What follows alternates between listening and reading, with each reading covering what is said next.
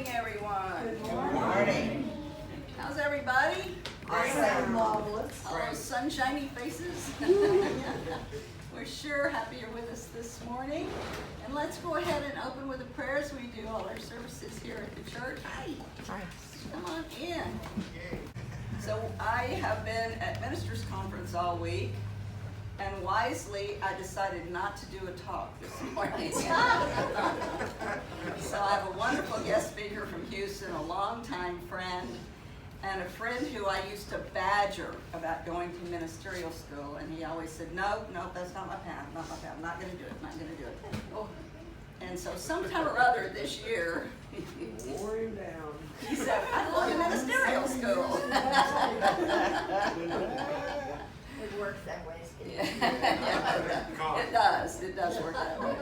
I fought it for 4 years, and here I am. Anyway, Stephen is again a friend of mine. I met him in Houston, Texas. He's been on, when I was there as minister, he was in our prayer ministry for many, many years, and team leader in the ministry, the prayer ministry, and has been a speaker here before. Hope some of you heard him before. So he has graciously said he would come from Houston this morning to speak, because I sort of had a clue that I was not going to feel like writing a talk and being very good at delivering it this morning. And you can tell them how to find it after they want to read it or watch it again. So let's welcome my good friend and soon to be your good friend, Stephen Fleming.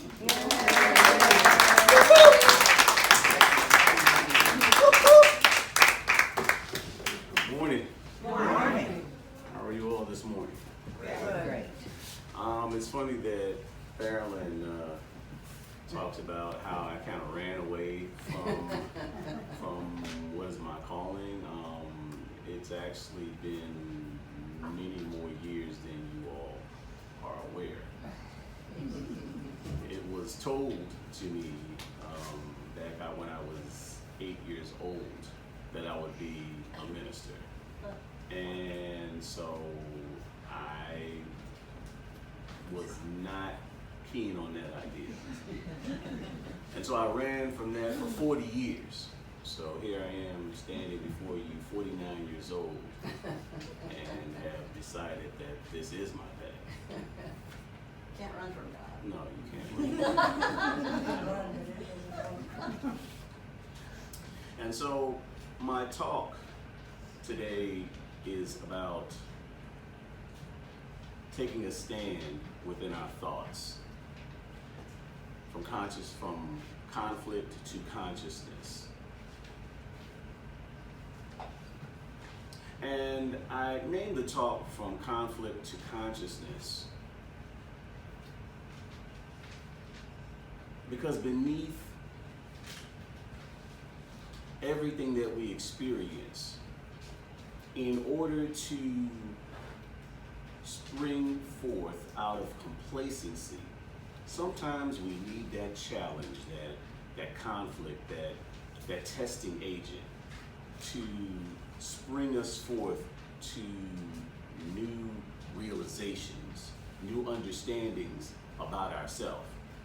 For this is the whole purpose of our journey called life, to relearn who we are, to reintegrate with our absolute selves, that is God. So, what is life? Well, before I get into what is life, I have a couple of jokes.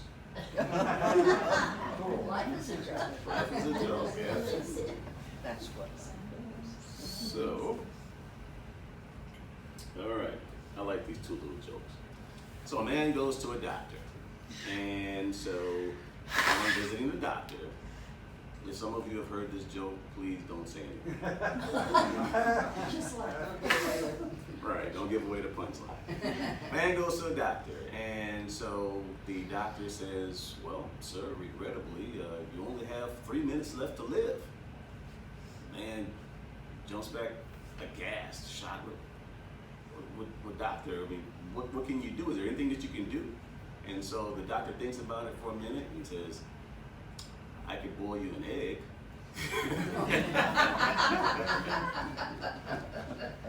That's terrible. That's pretty bad. You better have another one after that. All right, got another one. Man goes to a doctor, all right? And the doctor tells him that I have some bad news and some very bad news. Which one do you want first? Well, let's give me the bad news. The bad news is, the doctor says, okay, bad news is you only have 24 hours to live. Oh my God, what could be worse than that? Well, we tried to get in contact with you yesterday.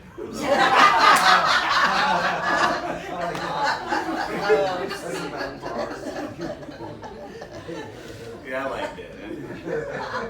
You know, these jokes don't have anything to do with my talk at all. I just want to share it. Yeah, just want to share it.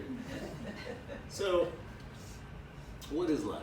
Life is an energetic state of consciousness where our localized selves attempt to reintegrate with our absolute selves. That is the process. We do it through the experiencing of our emotions. So as we go through these experiences and experience these emotions, we reintegrate with our absolute self as we learn more about that which is our true self. When you take away all of the languages of the world and the philosophies of the world, ideologies of the world, you strip all those things away, what is left within each and every one of us in our localized self are vibratory thought patterns, energetic thought patterns, and beliefs about oneself. And that's all there is. And so everything that, or every belief that our localized selves have within ourselves attracts everything that we experience in this thing called life, everything. So we are constantly creators. We are creators by trade. By trade. We were created in the likeness and image of God, which is God as creator. And so we are constantly creating these experiences in order to relearn who we are.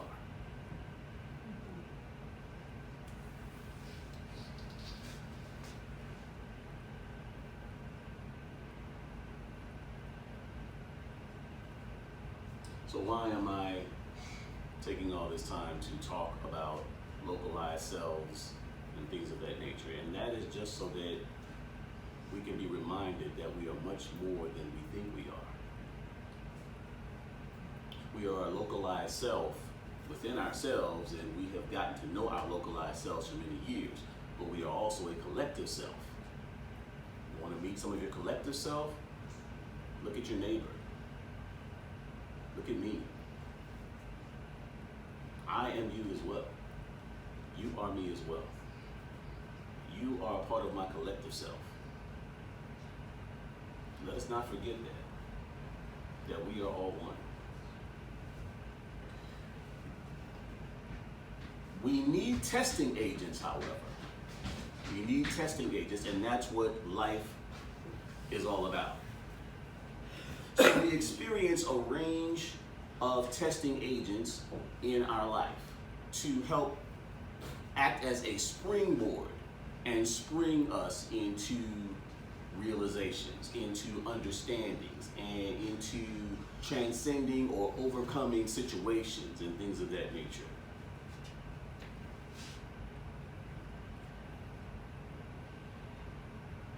We can experience thoughts of love, joy, and freedom, or we can experience thoughts of fear. And what follows is a whole myriad of ideas and fearful concepts about self that must be relinquished in order to truly understand ourselves. For God has nothing to fear. God has nothing to fear. And so in our understanding, in our relationship with God, we have to understand that we have nothing to fear. Now, that's easier said than done. That's definitely easier said than done. So what imprisons us is nothing external. Our mind can do more things to imprison us than any iron bars or any chains or anything. Our minds can keep us perpetually stuck in life, afraid to express ourselves, afraid to take chances, afraid to step forth and be what we were created to be. These are oppressive thoughts. There is nothing that oppresses us other than oppressive thoughts. In truth, love cannot be oppressed.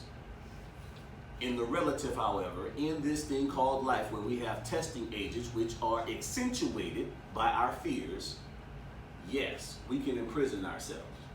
But these imprisonments, these temporary imprisonments, are only springboards, brothers and sisters. Potential springboards is what they are. And we have the potential to spring forth through this challenge, through this turmoil, through this testing agent into new understandings. So one of my earliest times of experiencing a testing agent for myself was when I was about 15 or so, 15 or 16. And I was in high school. Prior to my experience in high school, I was in magnet schools. I always attended magnet schools. I was a very bright child. But going to high school, I went to public school. And that was a very different experience for me, as I experienced bullying. Now, as a 15-year-old, I just wanted what any 15-year-old child wanted. I wanted people to like me. I wanted to be accepted. I did not experience this acceptance, however. What I experienced was snickering in the class. When I would raise my hand, I experienced isolation and being alone. I was very unhappy. So I chose not to participate in class. I chose not to raise my hand. You know, if I raise my hand and answer the teacher and I answer correctly and that brings on snickering and things like that, well then maybe I just won't raise my hand. Or maybe I'll act like I don't even know. If she calls on me, I won't even know. I don't know. Just go to somebody else. Ask somebody else. I don't know. I was very unhappy, and so I withdrew emotionally. And I began to do things like read in my classroom, or write stories, or draw pictures. So I withdrew.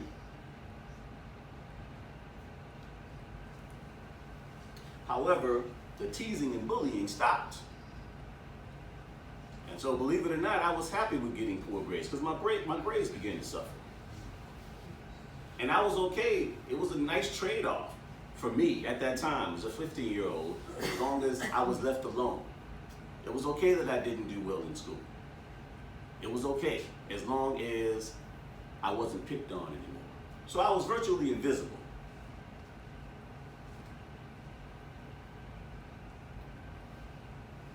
So here I was, afraid to shine my light, afraid to be what God created me to be, ashamed to be me. Maybe there's some of us who can identify with this story. We've all got high school stories. We remember, we all have stuff to forgive from high school, believe it or not. Some of us have PTSD as far as high school. It's true. So maybe for some, high school was this wonderful, magical place and stuff like that that's, sprung them forward to. It wasn't that for me. It was not that for me. It was not that for me.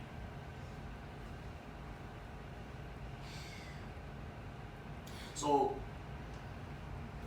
when we succumb to these fears and find ourselves stuck in life, we ignore certain desires that we have to express ourselves. Maybe these desires are to bring forth a new idea, but because of fear,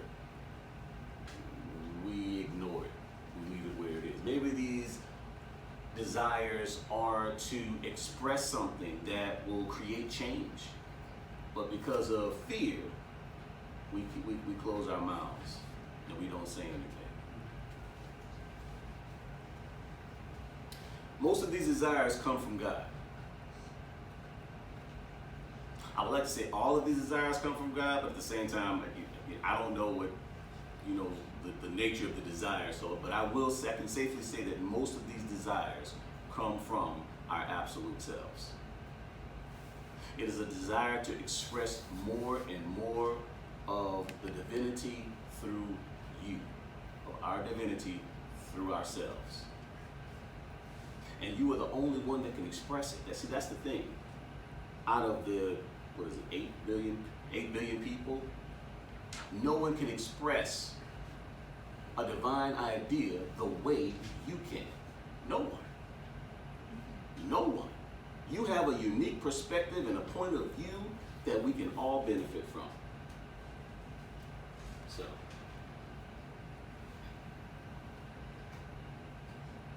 So back to my story as a teenager.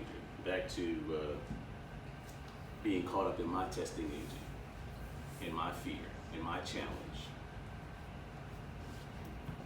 So I was depressed, and I made the decision that I was no longer going to go to school.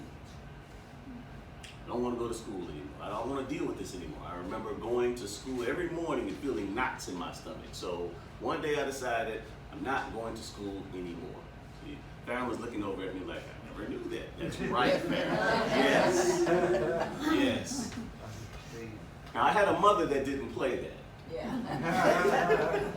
I know. And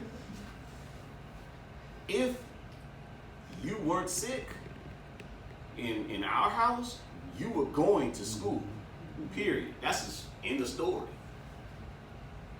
So I manifested an illness. Not made up an illness, manifested an illness. I've always had this ability to manifest things, always, throughout my life. And I utilize it now through prayer, as far as when I'm praying as a prayer chaplain. I utilize it in all aspects, more and more, almost like breathing or reading a book, or I utilize it. Well, back then, the whole goal was not to go to school. I didn't want to go to school. Okay? But I had to be sick. So I manifested the illness. So after going to several doctors, I was diagnosed with viral meningitis. And I was able to stay home for the rest of the school year after doing a spinal tap. And so I was able to stay home the rest of the school year.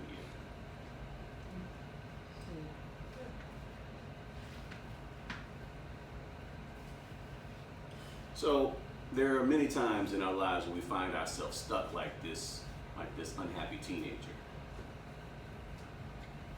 Instead of school, maybe you find yourself stuck in an unhappy employment situation. Maybe instead of school, you find yourself stuck in an unhappy relationship,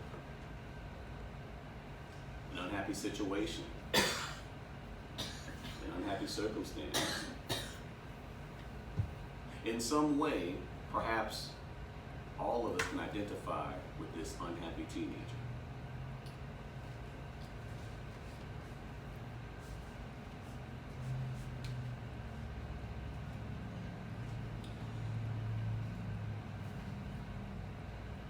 Proverbs 4:23 reads, "Keep thy heart with all diligence, for out of it are the issues of life."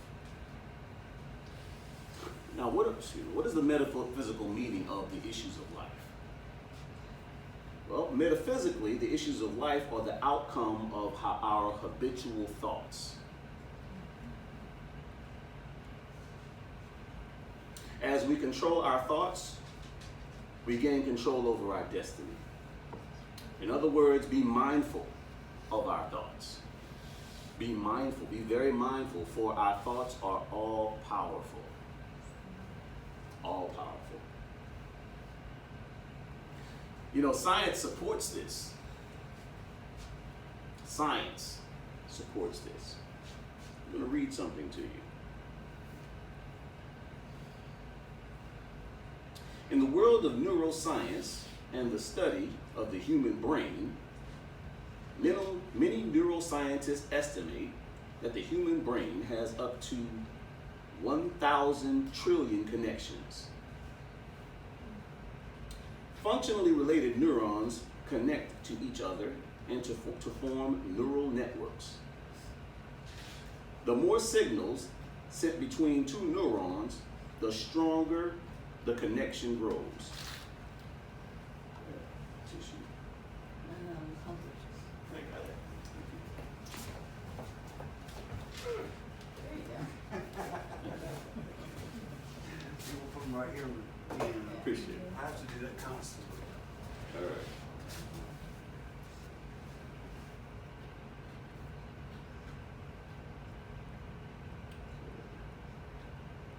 So the more signals sent between two neurons, the stronger the connection grows. And so with each new experience and each remembered event or fact, the brain slightly rewires its physical structure. So what does that mean? What does that mean? Well, what that means is that we are habitual creatures. We are wired habitually.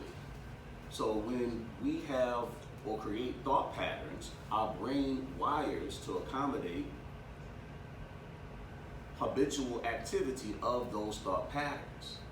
When we change our thoughts and our thinkings, the old neurons that supported the old thought patterns dissolve and go away.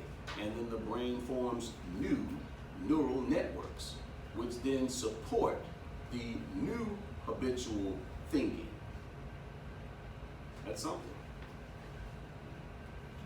That's something. In Lessons in Truth, it reads, if you keep your thoughts turned toward the external of yourself or of others, you will see only the things that are not real, but temporal, and which pass away. All the false failures or lacks in people or circumstances will seem very real to you, and you will be unhappy and sick. If you turn your thoughts away from the external towards the spiritual and let them dwell on the good in yourself and in others, all the apparent evil will first drop out of your thoughts and then out of your life.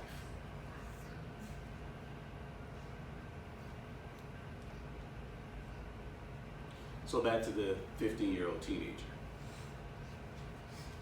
So towards the middle of summer, we moved to a new location of town, which meant I got to go to a new school. So I was happy about that, but there was something in me that knew or understood that if I did not change something, that I would repeat the experience of the past few years.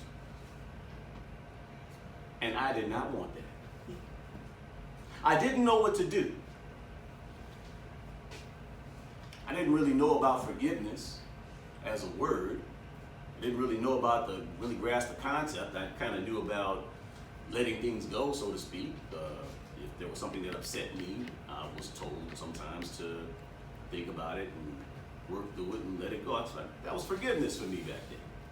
But I knew that something had to change. That's what I knew. And I was willing to make that change, whatever it was, even though I didn't know what it was. So what did I do? About 2 weeks, after thinking about it, of course, about 2 weeks prior to the start of my new school year, I began to talk to God, or my absolute self. And I told it that I wanted some new friends. I told it that I wanted to be popular. This is what I told it.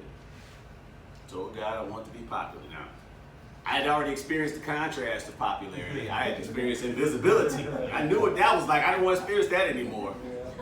I told it I want to experience the other side of the spectrum. I want to experience popularity and to be liked and to have friends.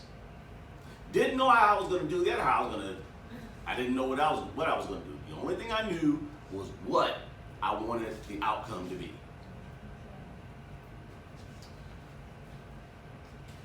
So why not ask for a red carpet and a limo and a driver or something like that, right? I mean, I'm asking for all of this. I mean, you know.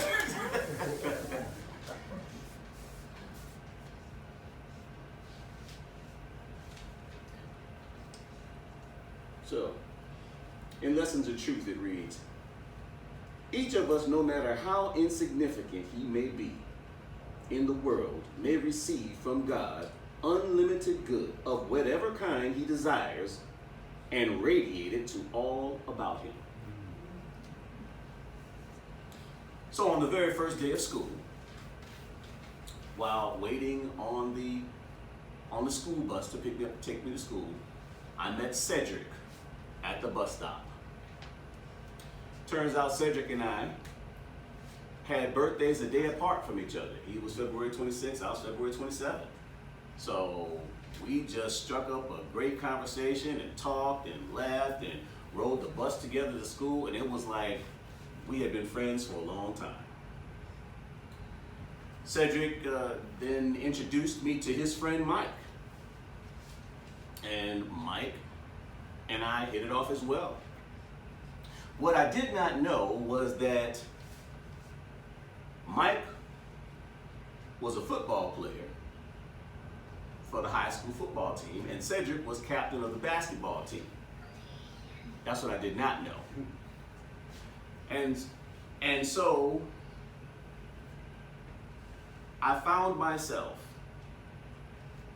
sitting, this is another thing I said, and I missed that. This is another thing I said I wanted. But I found myself sitting at the quote-unquote popular table during lunch. You know, the one with all the football players and cheerleaders and basketball players, that table. We all know about that table. We know about that table. Right. Well, I had seen those I've seen those kind of things like on TV and stuff like that. I said, I want that too. I want to be popular. I want to sit at the popular table. And so I found myself on the first day of school sitting at the popular table with my new friends, Cedric and Mike. So at some point during that day, during that week, because everything felt surreal. Everything really felt surreal. I had gone from being invisible to being visible. That's huge for someone that was used to being invisible. That's huge. Maybe for somebody that's not used to being invisible, somebody that's still used to be invisible, maybe this isn't like a huge upgrade. I felt that I was upgraded, like when you get upgraded to first class. I felt upgraded. It felt like an upgraded life, an upgraded high school experience is what it felt like. And so a light bulb went off in my mind. And I said, you know something? No more. No more dumbing down or hiding my light so that dummies can feel better about who they are. I will no longer diminish myself for anyone. This is a 15-year-old that said that. No longer.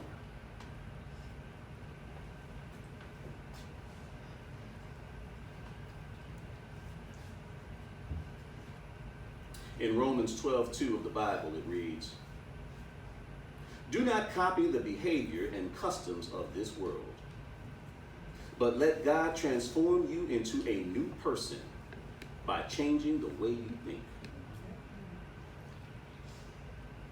Then you will learn to know God's will for you, which is good and pleasing and perfect."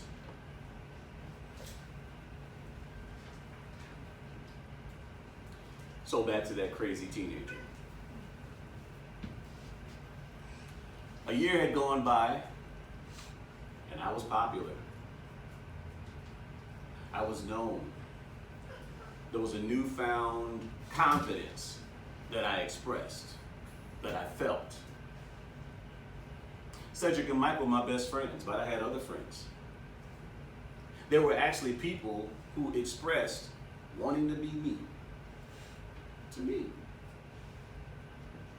Huge contrast from a year before, or 2 years before, technically, when I was invisible and hiding and had to manifest illness because I wanted to hide and stay home.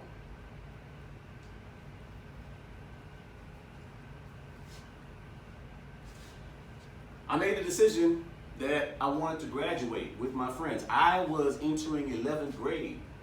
My best friends were entering their senior year of high school. Remember, I was kept back due to the viral meningitis. But I didn't care about that circumstance. That was just a detail. I wasn't going to worry about that. So I went to my counselor and I told him that I was ready to graduate with my friends. Completing 2 years in one had never been done at that school before. So my counselor was from a experimental or curiosity. My counselor was on board with this. And so we sat down and put together a curriculum as far as what night school would offer. And we knew what I could take in day school, and we created a whole curriculum for me. And so I went to day school, I went to night school, and I went to Saturday school, and I graduated with my friends and walked across that stage. 2 years in one. But you were popular. Overachiever. Couldn't resist. In John 10:34, our elder brother and master teacher Jesus says, "Is it not written in Scripture, you are gods?" Master teacher Jesus was referring to Psalms 82:6, which says, "I said ye are gods, and all you sons of the Most High." Metaphysically, all you sons of the Most High means men made in the image and likeness of God are gods because they are potentially all that God is. Potentially. So each and every localized self, you and me, has the potentiality of God within us. We are not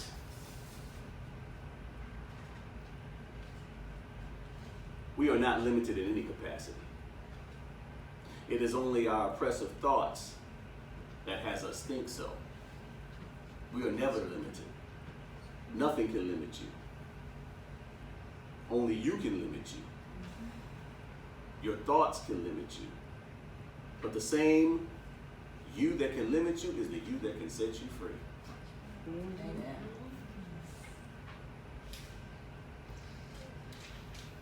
So I have a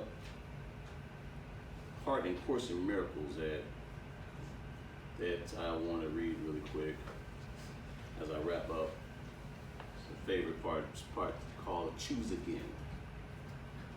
And it reads, "Let us be glad that we can walk the world and find so many chances to perceive another situation where God's gift can once again be recognized as ours.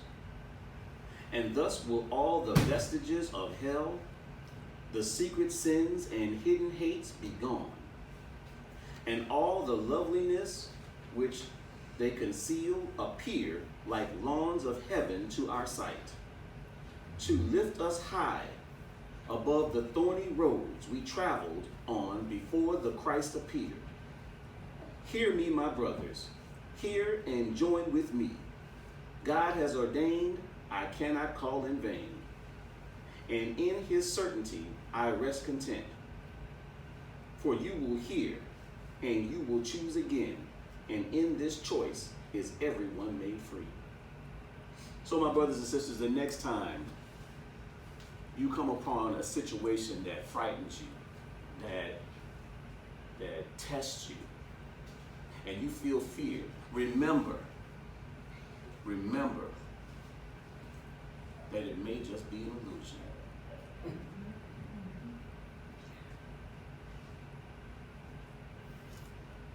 Remember that there may be a springboard waiting to spring you forward to new realizations, new understandings.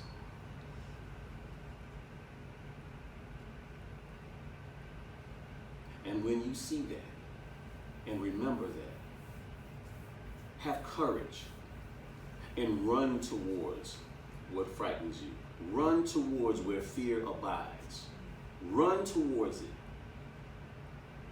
and see that fear vanish like a puff of smoke,